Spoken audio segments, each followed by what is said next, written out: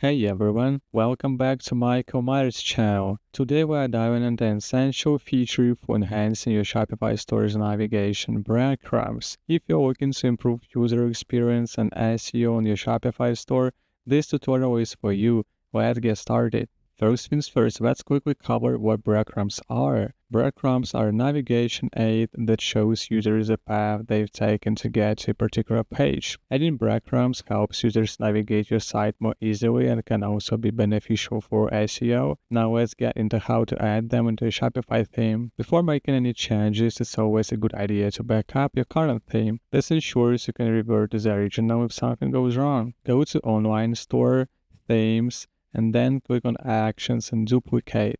This creates a backup copy of your theme.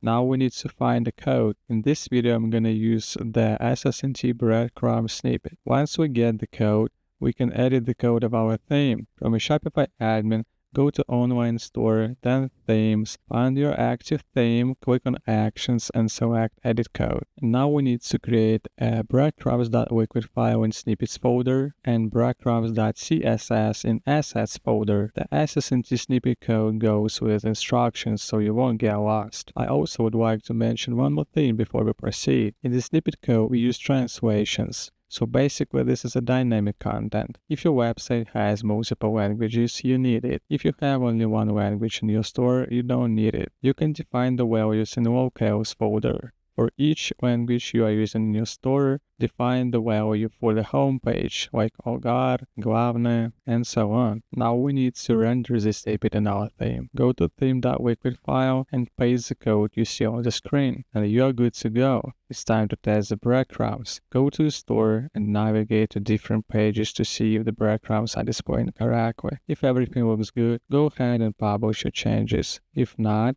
check your code for any errors and adjust as needed. Thank you for watching. I will see you in the next one.